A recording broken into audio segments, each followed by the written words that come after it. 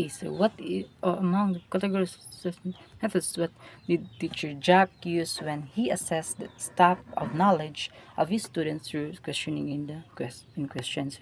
Letter A, oral questioning. So yes, over. Why not letter B is the correct answer? So performance task is the practice of evaluating how a system performs in terms of responsiveness and stability under the particular workload. Next. Okay. So letter C, why letter C is not the correct answer? Because product rating scale, it is a common tool for gathering feedback, measuring customer satisfaction on or performance. So why not letter B D? So because letter D is the observation and left self-report. So it involves directly observing a subject, while self-report involves collecting data through questionnaires, interviews, or other methods where individuals report on their own behaviors, attitude, or experiences. Okay, next, 128. So, in the context of the six facets of understanding cited by Wiggins and McTague, what is a proof of students' understanding a principle? Letter A, stating given examples. Letter B, repeating it as given by the teacher. Letter C, applying it to solve his or her problem. Letter D, retaining in memory for a long period of time. So let's see what is the correct answer. So that's okay. So the correct answer is letter C, applying it to solve his or her problem. So why letter A is not the correct answer? Okay, so letter A, it the stating given examples, it simplify stating examples or especially if they are given. So doesn't show deep understanding. It may just reflect, recall, or mimicry. So B is not the correct answer because repeating it as a given by the teacher. So this is rote memorization. It lacks explanation or application, which are more robust indicators of understanding.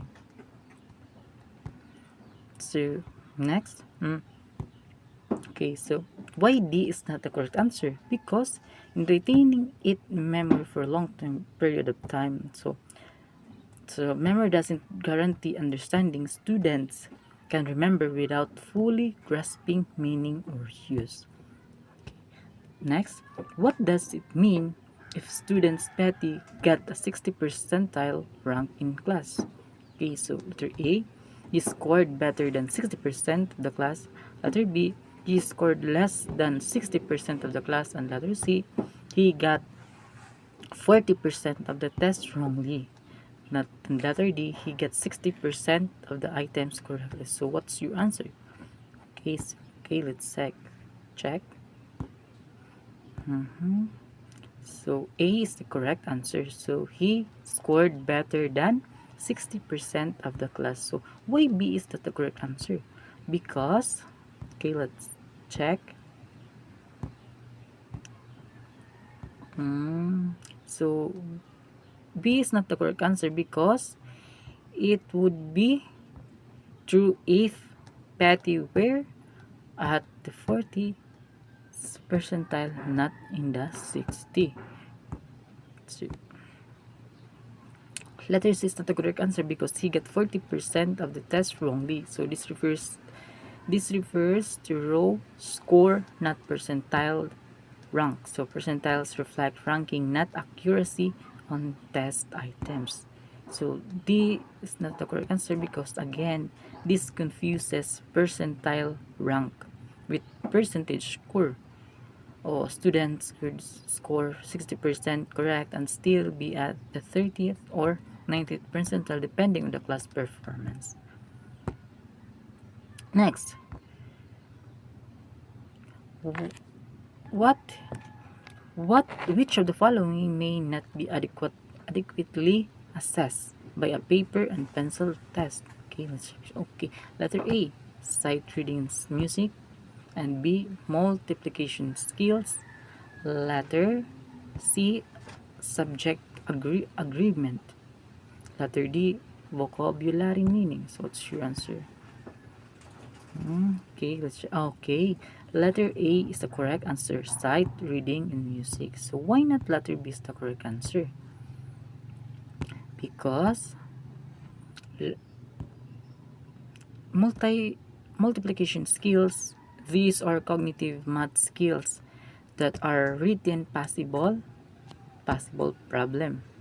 So why C is not the correct answer? Because subject verb agreement, so this is a grammar concept that can be assessed through sentence correction or multiple choice questions. Very suitable for paper and pencil test.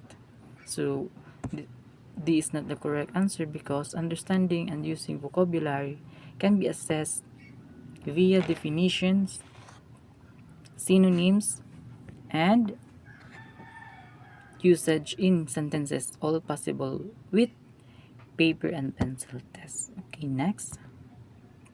What should be done with the test item whose difficulty index is 98? 98. Ko. Letter A, revise it. B, retain it. C, reject it. And D, reserve it for another group of students. So what's your answer? Okay, so the correct answer is letter B, retain it. So why A is not the correct answer? Okay, let's check. So revise it. It is not necessary unless the item is poorly constructed. Its high score may not be due to bad wording but simplify being too easy. So, okay, so why C is not the correct answer? Because reject it, it's too extreme unless the test needs only highly discriminating items.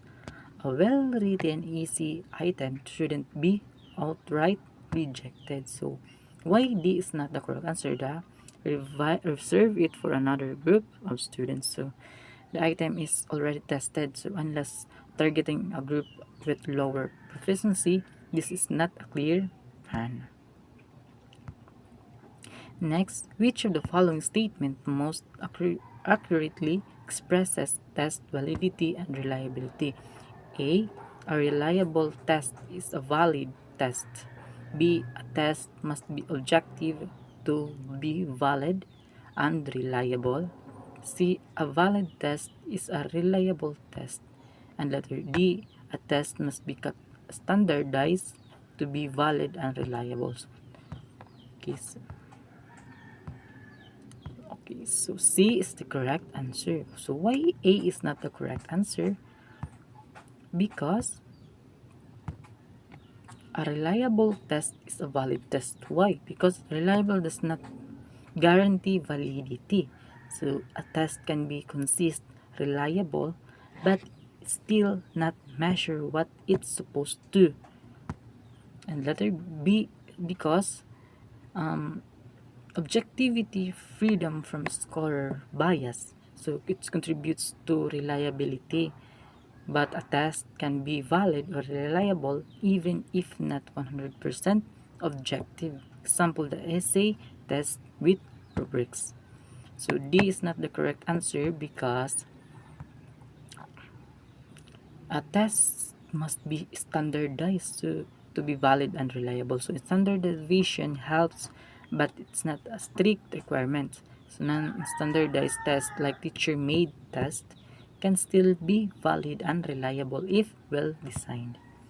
Next, what is known as the scoring guides for rating open-ended question? B. Rubrics. C. B. Outcomes. C. Scales. D. Outputs.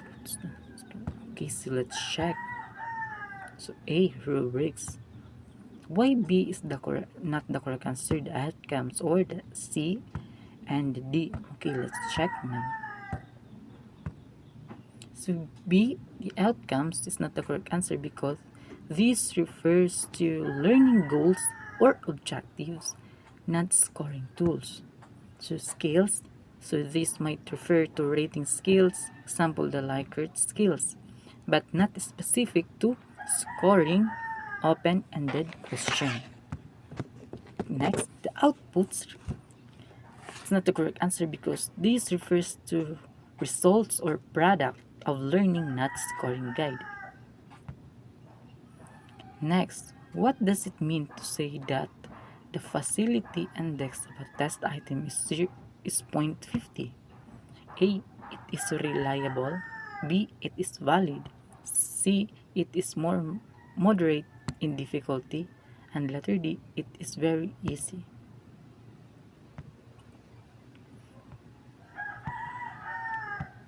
Okay, so the correct answer is letter C. It is moderate in difficulty. So why A is not the correct answer? Because reliability refers to consistency, not difficulty. And letter B is not the correct answer because the validity is about whether it the test measures what it's supposed to, and difficulty index alone doesn't determine validity.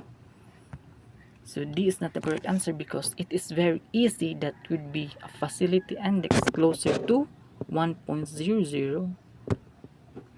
Next, which of the mode of answering as a point of relevance, which of the following does not belong to this test script? Completion, essay, problem solving, and matching. So the correct answer here is letter D, so matching. So why A is the completion is not the correct answer? Because completion is the student fills in a blank or completes a sentence. Easy, it requires students to write long, organized response. And C, the problem solving, because student must show work and reasoning, not just select an answer. Next, 136. One of the class scored very low. So teacher Sita gave another test to determine where the students were weakest. So what type of test is this? A. Aptitude test. B. Remedial test. C. Diagnostic test. And letter D. Readiness test. Okay, so the answer is diagnostic test. So why A, the aptitude, is not the correct answer? Because aptitude test, it measures the potential or the ability to learn in the future. The example is the IQ, the talent assessment, so not current weaknesses. And B, the remedial test, so it is not the correct answer because remedials, so from the word remedials, it refers to the intervention or the instruction, not a specific type of test. So the test itself is not usually called remedial. So letter D, readiness test, is not the correct answer because it measures whether a student is prepared to begin learning something, not where they are weak after instruction. So 137. On what is normative marking based? A. High marks of few students. B. Failure of some student. C. Normal curve of students distribution. D. Students' achievement relative to other students. So what's your answer? So the answer here is letter D. The students' achievement relative to other students. So why A is not the correct answer? So A, it's not the correct answer because to high marks of few students, it means to narrow, doesn't explain the full basis, while top students affect the curve. Normative marking isn't based only on them. So B is not the correct answer because it is misleading. Failure might occur in norm referred systems, but it's not the basis of the method. So normal curve of the student's distribution is not the correct answer because partially correct but still not the best answer. So the normal curve is often used in norm reference grading, but the core principle is comparison to peers, not just a statistical shape. Next, what cognitive domain is involved in the students clarifying information from conclusion? A. Synthesis. B. Evaluation. C. Analysis. D. Application. So what's your answer? So the correct answer here is the analysis. So why is A. The synthesis is not the correct answer? Because synthesis involves putting pieces together to create something new. Clarifying is about breaking down, not building. So evaluation is not the correct answer because it's about judging the value the value of or the quality of something, not clarifying or dissecting information. So the application is about using knowledge in new situations, not dissecting or clarifying conclusions. What is graphic illustration for the relationship between two variables? A. Histogram. B. Normal curve. C. Frequency polygon. D. Scatter diagram or scatter diagram. So what's the correct answer here is letter D, the scatter diagram. So why A, the histogram is not the correct answer? Because histogram shows the distribution of a single variable, typically quantitative data in intervals. So B, normal curve is not the correct answer because this is a theoretical distribution, a bell-shaped curve showing how a single variable is normally distributed. So it's not the correct answer because like a histogram, it shows the distribution of a single variable using points connected by lines. What does a negative discrimination index mean? So A. The test item has lower reliability. B. More from the lower group answered the test item correctly. C. More from the upper answered the test correctly. D. The test could not discriminate between the upper and the lower group.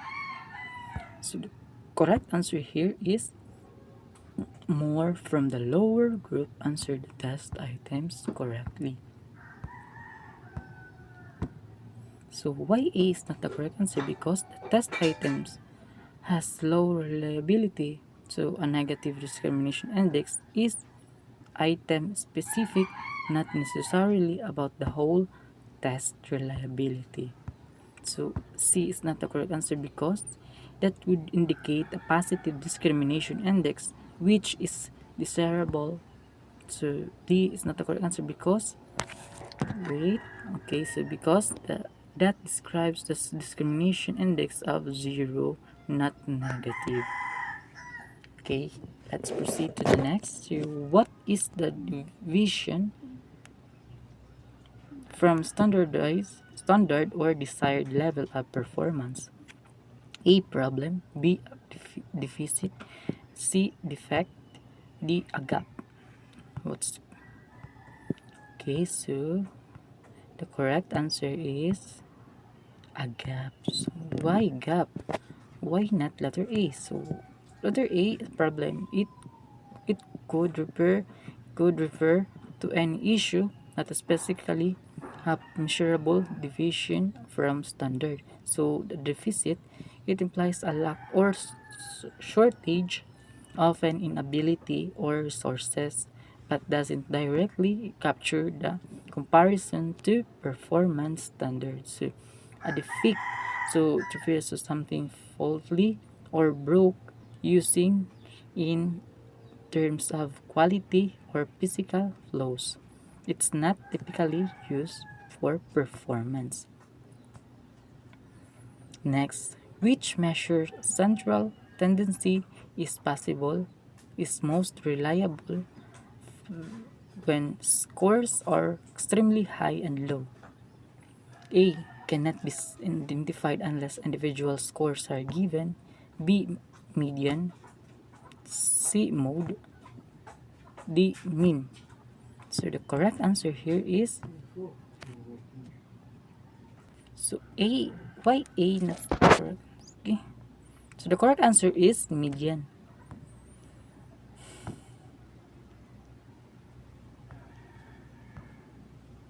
So why A is not the correct answer? Because calculated by adding all scores and dividing by the number of scores. So C, the mode is not the correct answer because not very reliable for representing central tendency, especially with continuous or wide-ranging data. So D, the mean. So it is not the correct answer because even without individual scores, we know median is best in the presence of the outliers. Next, how does a student's 80% percentile score interpreted? Okay, so good questions. A. High in all skills being tested. B. Higher than 80% of the members of the group. C. Better relative to the competencies targeted. D. 80% of the specified contents. The correct answer is letter B. Higher than 80% of the members of the group. So why not A is not the correct answer? Because A is a percentile score does not guarantee high performance in all skills, so it reflects overall relative performance, not a specific mastery. So, why is this not the correct answer? So, because better relative to the competencies targeted, it's like a criterion reference interpretation which is based on standards, not comparison with peers. So 80 D is not the correct answer because it describes an 80% score, not a percentile. So from the word here is the percentile score interpreted. So the 80% of the specified content, it's not because it described an 80% score, not an percentile. Next, faculty meeting, principal told his teachers we need to improve our school performance in national achievement test. What should we do? The teachers gave varied answers as follows. 1. Let's give incentives and rewards to students who gets a rating of 85%. 2. Let's teach them to accept complete responsibility for their performance. Next, let's make the school environment conducive for learning. Let's make use of experiential method of teaching. So, the question is, on which educational philosophy is response number 1 anchored? So, A. Behaviorism. B. Progressivism. C. Existentialism. And D. Essentialism. Okay. So the correct answer is behaviorism. So why B is not the correct answer, the progressivism? Because, progressivism, so it focuses on learning by doing. So problem solving and students' interest emphasizes experiential learning, not reward system. So existentialism because centers on individual freedom, choice, and personal responsibility. The essentialism, so it's not the correct answer because emphasizes core knowledge and academic rigor, but not behavior control. So through rewards, focuses on traditional subject and teacher lead instruction. Next, which response comes from behaviors? A. 1 and 3. B. 1 and 2. C. 1 and B, 2 and 4, C, 1 and 2, D, 3 and 4. So what's the correct answer? So the correct answer is letter B, 1 and 2. Why A is not the correct answer? The 1 and 2, 1 and 3 rather. So because they give incentives and rewards, clearly behaviorist. This is a classic positive reinforcement. So B is not the correct answer because this reflect essentialism or humanism. So focusing on internal control and personal responsibility. D, the 3 and 4 is not the correct answer because this is aligned with the progressivism. So learning by doing by Dewey. So not behaviorism. Next, if you learn if you lean toward a progressivist philosophy, with which response do you agree? Okay, so 4, B 2, C 1, D 3. So the correct answer is A 4. So why B is not the correct answer? The 2. Because if you lean because okay it because 2 is not the correct answer because it emphasizes personal choice and accountability more philosophical than progressivist. So C, the 1, it's not the correct answer because it could apply to multiple philosophies including constructivist or humanist. So D, the 3, so it's not the correct answer because based on external reinforcement, not progressivist ideals.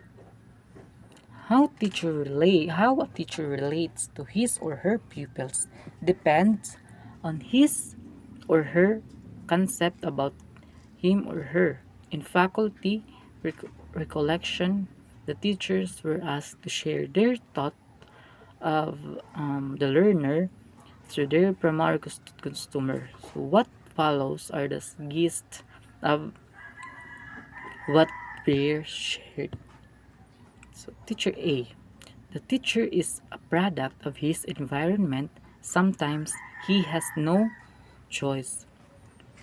He is determined by his environment. So teacher B. The learner can choose what can be become despite his environment. C. Teacher C. The learner is a social being who learns well through an active interplay with others. D. Teacher D. The learner is a rational being. School 8. School should develop his rational and moral powers. So the question, whose philosophical concept is that of teacher A? A. Behaviorist. B. Existentialist. D. Progressivist. D. Rationalist. Okay, let's see what's your answer. So the correct answer is the behaviorist. So why B is not the correct answer? Why not C? Or why not D? Okay, let's check.